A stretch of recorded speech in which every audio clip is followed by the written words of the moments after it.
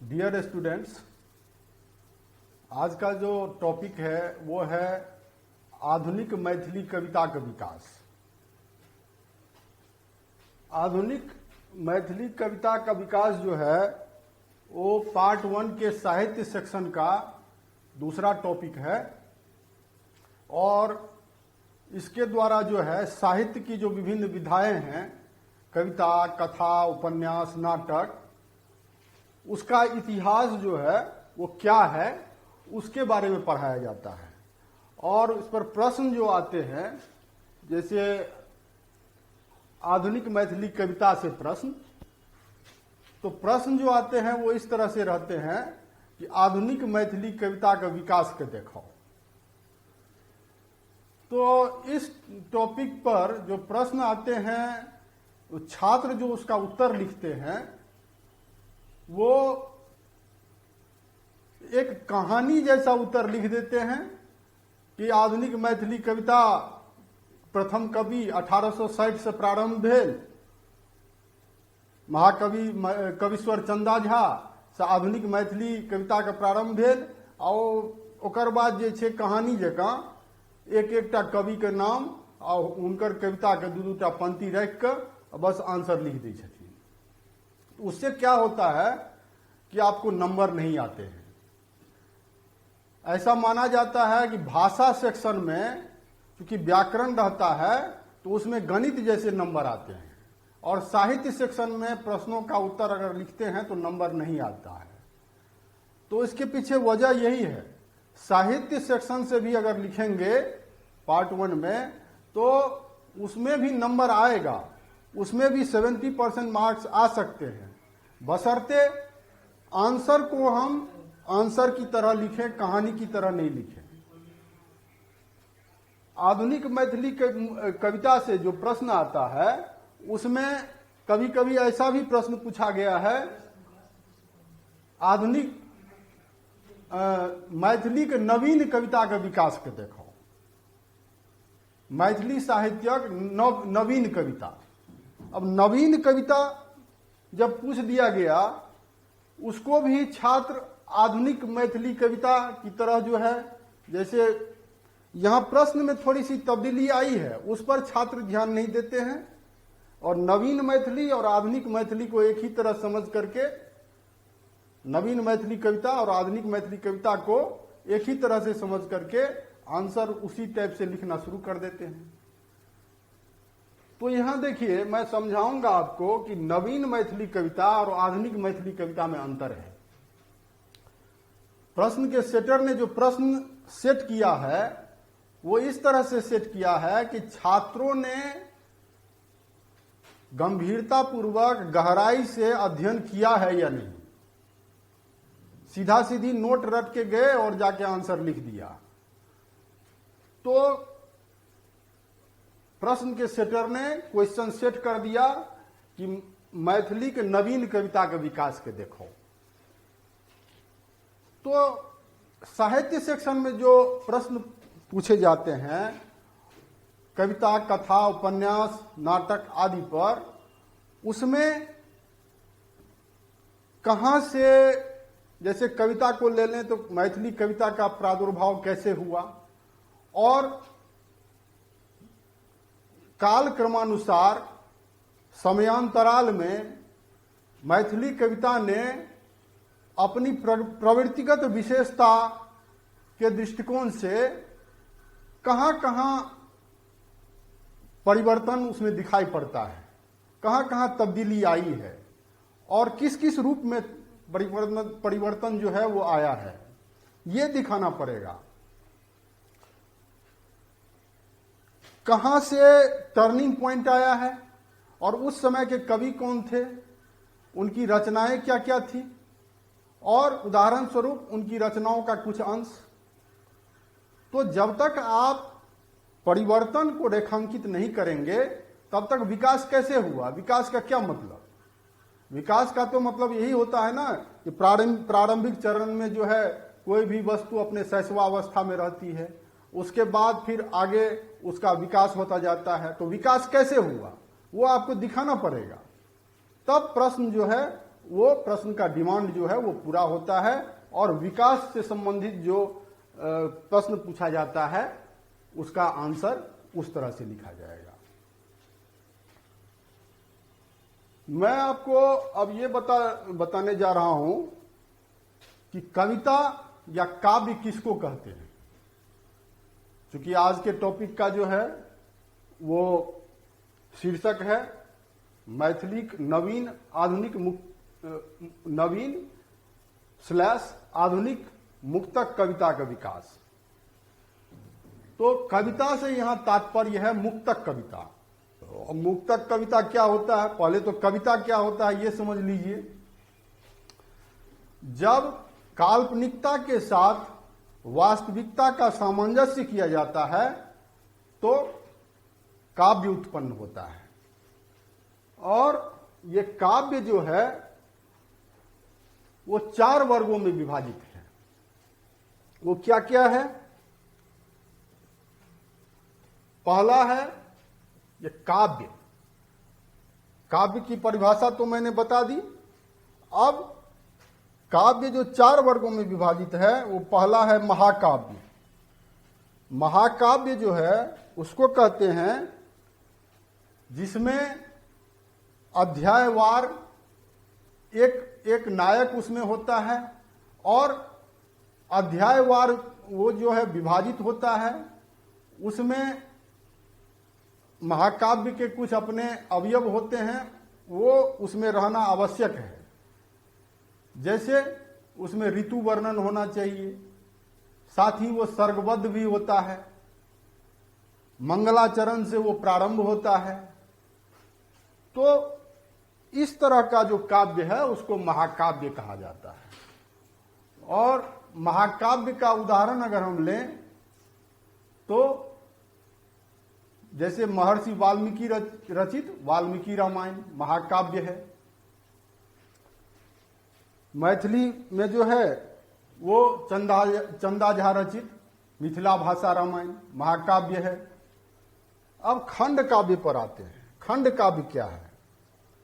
खंड काव्य जो है वो महाकाव्य जो एक संपूर्ण घटनाक्रम उसमें रहता है और उसी का जो एक खंड रहता है उसमें एक खास जो है वो चैप्टर और उससे संबंधित विषय वस्तु जो रहता है उसको खंड काव्य कहा जाता है। जैसे सुंदरकांड। सुंदरकांड जो आपके सिलेबस में है वो क्या हुआ, हनुमान जी जब लंका प्रस्थान करते हैं सीता माता की खोज में, वहां से लेकर के और संपूर्ण उस खंड काव्य में हनुमान जी मुख्य चरित्र रहते हैं और उनकी वीरता का वर्णन जो है उसमें है। तो सुंदरकांड क्या हुआ? खंड काव्य हुआ। रामायण तो एक संपूर्ण महाकाव्य हुआ और उसका एक खंड वो सुंदरकांड हुआ। तो ऐसे काव्य को जो है वो खंड काव्य कहा जाता है। अब मुक्तक काव्य। मुक्तक काव्य क्या है? मुक्तक काव्य जो है वो उसका इस तरह के काव्य का जो अध्याय होता है, जो चैप्टर होता है, वो सीमित होता है और ये संक्षेप में होता है और किसी खास विषय वस्तु तक ही वो सीमित रहता है। और अगला जो चैप्टर होता है उससे उसका कोई ताल्लुकात नहीं रहता है। जैसे किसी काव्य संग्रह को अगर हम लेते हैं तो उस काव्य संग्रह में 15, 20, 25, 30, 40, 50 कविताएं रहती हैं और प्रत्येक कविता का अलग अलग विषय होता है और वो जो है कविता किसी खास विषय वस्तु से संबंधित होती है। तो इस तरह जो सारी कविताएं हैं उस कविता संग्रह में वो एक दूसरे से मुक्त होती हैं, एक दूसरे से उसका कोई जो है रिलेशन नहीं रहता है। तो इस तरह के कविता को जो है मुक्तक काव्य कहा जाता है। तो हम जो यहाँ पढ़ेंगे हम लोग वो मुक्तक काव्य ही पढ़ेंगे, मैथिली नवीन / आधुनिक मुक्तक कविता का विकास। अब चौथा है चंपू काव्य। चंपू काव्य क्या है? गद्य पद्य मिश्रित काव्य को चंपू काव्य कहा जाता है।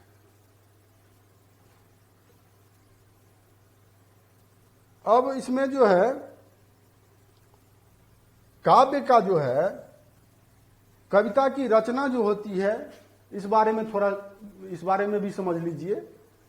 कविता की रचना जो कवि करते हैं, कविता के दो पक्ष होते हैं। कविता में दो तत्व जो है वो समाहित होता है। एक है भाव पक्ष और दूसरा है कला पक्ष। भाव पक्ष को जो है वो भावयित्री प्रतिभा कहा जाता है। भाव पक्ष को भावयित्री प्रतिभा कहा जाता है और कविता का जो कला पक्ष होता है उसको कार्ययित्री प्रतिभा कहा जाता है। भावयित्री प्रतिभा मतलब भाव, जो कविता तो भाव से उत्पन्न होता है, तो कवि के हृदय में जो किसी विषय वस्तु को लेकर के उद्गार उत्पन्न होता है, भाव उत्पन्न होता है, उसको वो अपने शब्दों के माध्यम से हृदय भाव को किसी खास विषय वस्तु, भावयित्री प्रतिभा में क्या होता है, हृदय भाव होता है और कोई विषय वस्तु होता है, उस पर जो कवि का भावोद्गार होता है उस पर वो काव्य रचना प्रारंभ करता है। तो भावोद्गार तो हर व्यक्ति के हृदय में होता है उत्पन्न, लेकिन कवि के हृदय में, जो कवि होते हैं उनके हृदय में भावों की मात्रा अन्य लोगों से कुछ अलग होती है और उसका स्वरूप कुछ अलग होता है, तभी काव्य का जन्म होता है। और कार्ययित्री प्रतिभा में क्या है, कला पक्ष के अंतर्गत, कला पक्ष में है कार्ययित्री प्रतिभा। कार्ययित्री प्रतिभा में शैली, भाषा, शब्द, रस, छंद, अलंकार, संगीत एवं अन्य काव्य शास्त्रीय विधान होते हैं। कला पक्ष भी उतना ही जरूरी है कविता के लिए जितना कि भाव पक्ष। अगर उदाहरण स्वरूप मिट्टी को लेकर के मूर्तिकार अगर मूर्ति गढ़ता है तो भाव पक्ष को मान लीजिए मिट्टी, और हृदय भाव से उसने जो है उस मिट्टी से एक मूर्ति बनाई। अब मूर्ति तो उसने बना दिया, अब वो मूर्ति जो है देखने में ठीक है, मूर्ति है, पर उसका रंग रोगन नहीं किया गया है, उसे वस्त्र आभूषण नहीं पहनाए गए हैं उस मूर्ति को, तो देखने में वो सुंदर नहीं लगता है मूर्ति। अगर उसी मूर्ति को अच्छे से रंग रोगन कर दिया जाए, वस्त्राभूषण पहना दिया जाए, नयन नक्काशी अच्छे से कर दिया जाए, तो वो सुंदर दिखने लगेगा। तो कविता का कला पक्ष वही है कि कला पक्ष के अंतर्गत जो है शैली, भाषा, शब्दों का चयन, किस तरह के शब्दों का चयन कवि करते हैं, उसमें फिर रस, छंद, अलंकार, संगीत, ये सब जो है उसके अलंकरण हैं कविता के। तो शुरू में जो है कविता की रचना जब होती थी तो कवि जो है भाव पक्ष के साथ साथ कला पक्ष पर अधिक जोर देते थे। लेकिन बाद के काल में हम देखेंगे, जब आधुनिक काल में आते हैं और फिर उसके बाद अत्याधुनिक काल में, तो हम देखेंगे कि मैथिली साहित्य में जो है वो भाव पक्ष पर ज्यादा जोर दिया जाने लगा। कला पक्ष पर उतना जोर कवि का नहीं होता था, क्योंकि कवि लोग मानने लगे कि हृदय का जो भाव है उसको अगर किसी विषय वस्तु पर हृदय के भाव को एकदम जो है मूर्तिमान रूप में, सही रूप में व्यक्त करना है, तो जो भाव हृदय में उमड़ा है उसको उसी रूप में अगर व्यक्त कर दिया जाए तभी भाव की सजीव अभिव्यक्ति होती है। अगर उसको उसमें फिर अलंकरण पर ध्यान दिया जाएगा तो जो भावोद्गार कवि व्यक्त करना चाहता है वो व्यक्त नहीं हो पाएगा। तो आधुनिक काल में जो है कवि लोग विभिन्न विषयों पर जो कविता लिखने लगे, और तो भाव को व्यक्त करने के लिए उन्होंने भाव पक्ष पर ही ज्यादा जोर दिया। वो मैं जो आगे जब आऊंगा तो आपको दिखाऊंगा। फिर चलिए अब आगे चलते हैं।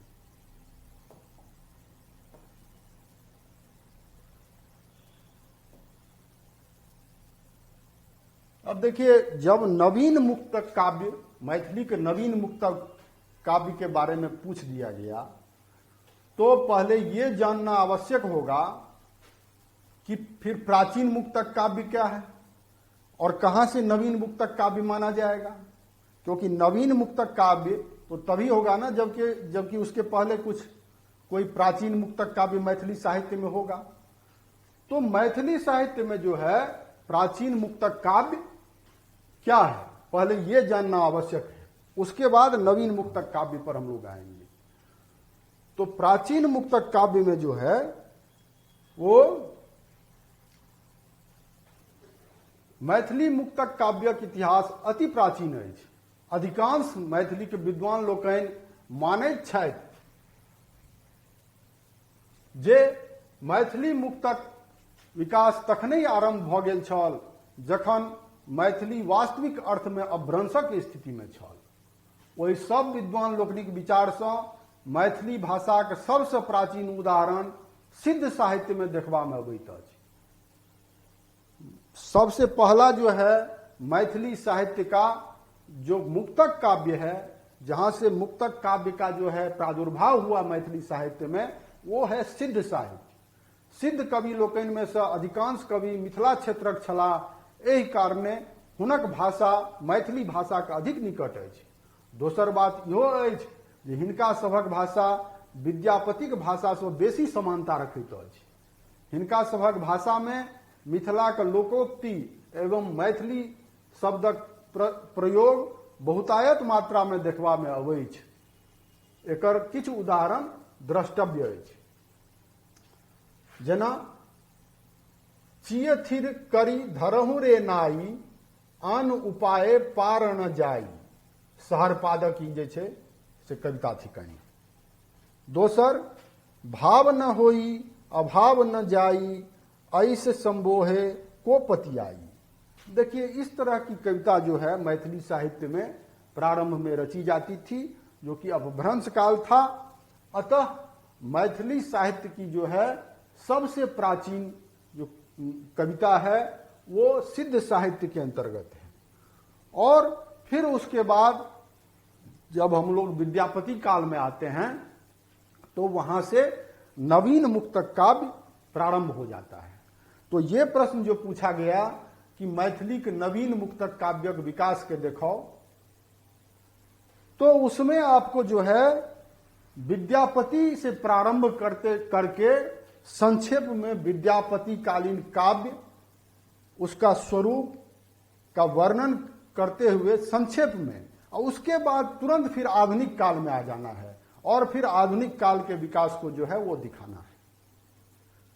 ये नहीं कि नवीन मुक्तक काव्य पूछ दिया तो विद्यापति काल और उसके बाद का परवर्ती काल जो 1900 ईस्वी तक का रहा है, जिसे विद्यापति और उनके परवर्ती कवि का काल कहा जाता है, केवल उसका वर्णन नहीं, विद्यापति के काल का उस काल के कविता के स्वरूप का जो है संक्षिप्त विवरण देते हुए तुरंत फिर आधुनिक काल में आ जाना है।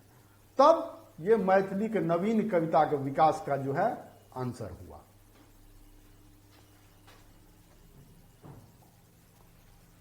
जरा सा इसको थोड़ा सा और बढ़ाइए तो अक्षर बड़ा हो जाए थोड़ा।